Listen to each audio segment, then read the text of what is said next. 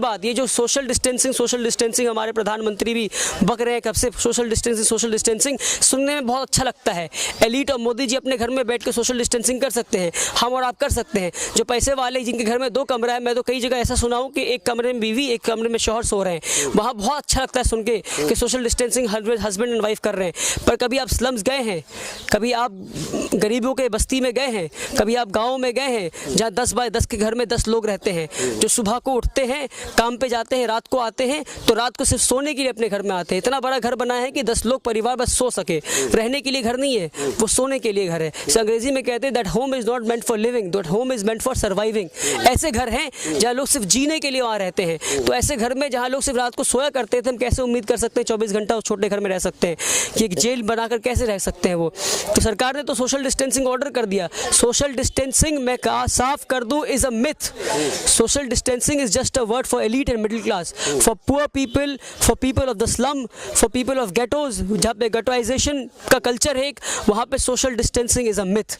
और इस मिथ को लोगों को समझना होगा, सोशल डिस्टेंसिंग मिथ है। जाके धारावी मुंबई के स्लम में देख लें क्या सोशल डिस्टेंसिंग पॉसिबल है। धारावी में एक छोटे से घर में 20 लोग रहते हैं, छोटे से घर में, जहाँ जितने बड़े हमारे घर के बाथरूम होते हैं ना, उतने बड़े घर में लोग 20 लोग रहते हैं।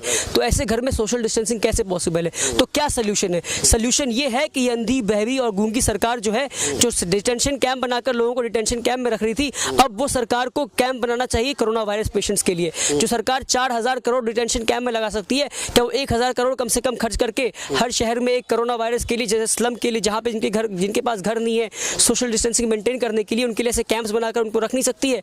रख सकती है, पर कब रख सकती है? जब नियत हो अच्छा काम करने का। इनका नियत अच्छा काम करने का नहीं है। आप देखिए, लोग भूखे मर रहे हैं, इसलिए हमें यहाँ आकर काम करना पड़ रहा है, क्योंकि लोग भूखे मर रहे हैं। अगर लोग भूखे नहीं मरते तो हमें कोई शौक नहीं है कि कोरोना वायरस अपने घर से बाहर आकर काम करने का।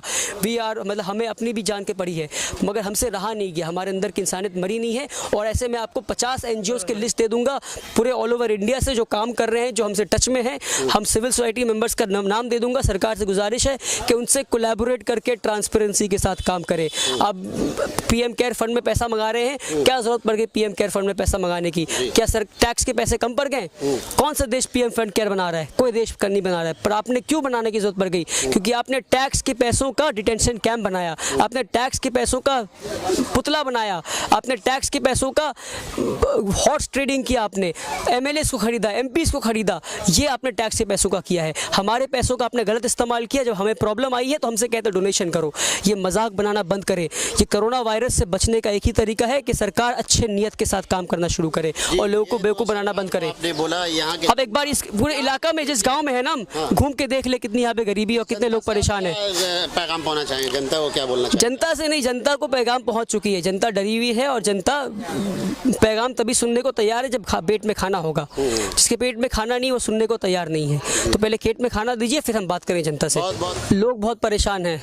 मैं यहाँ क्या करने आया उससे पहले आपको बता दूं, 2 दिन पहले न्यूज़ आया है। हम सब जानते हैं कि एक माँ ने अपने 5 बच्चों को नदी में फेंक दिया, नदी में फेंक कर मार दिया। एक माँ ने 5 बच्चे को नदी में फेंक कर मार दिया। हम सब जानते हैं ये बात। अगर हम देशवासी, इस दुनिया के वासी बोलता हूँ, अब देशवासी ये सब छोड़िए, कोरोना वायरस ने कोई इंडिया, पाकिस्तान और बांग्लादेश, चाइना और अमेरिका नहीं देखा।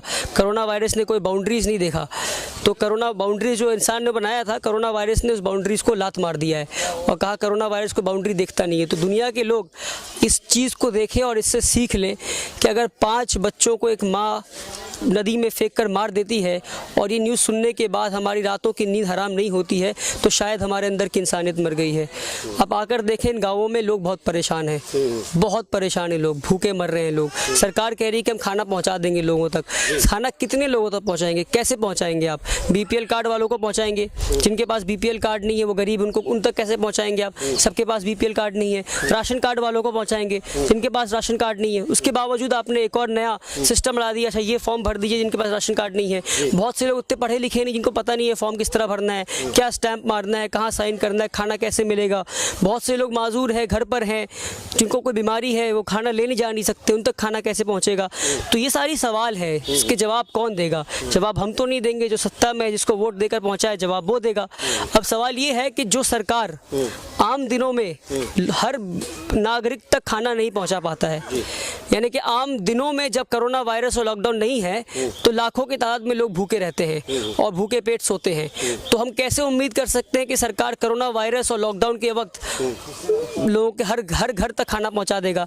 जब आम दिनों में लोग भूख से मर रहे हैं तो लॉकडाउन के वक्त कैसे खाना पहुंचा देगा? तो ये उम्मीद नहीं कर सकते हम। आपके हिसाब से सोल्यूशन क्या निकाला? सोल्यूशन ये है कि अब हमें वॉलंटियर्स लाने होंगे, फील्ड पे उतारने होंगे, मेडिकल टीम से, एनजीओ ऑर्गेनाइजेशन से, नॉन गवर्नमेंट ऑर्गेनाइजेशन से, सिविल सोसाइटी मेंबर्स को। अब देखिए, हम सरकार ने कहा कि कोई बाहर जाकर खाना नहीं बांट सकता, मगर हम बाहर आए खाना बांटने, हमसे रहा नहीं है घर पर, हम अपने घर पे नहीं रह सकते। जब लोग भूख से मर रहे हैं, हम अपनी कम से कम इंडिविजुअल सोशल रिस्पॉन्सिबिलिटी, आपने CSR सुना है? CSR सुना आपने? मैं ISR कहता हूँ, इंडिविजुअल सोशल रिस्पॉन्सिबिलिटी, हम वो पूरी करने यहाँ पर आए हैं।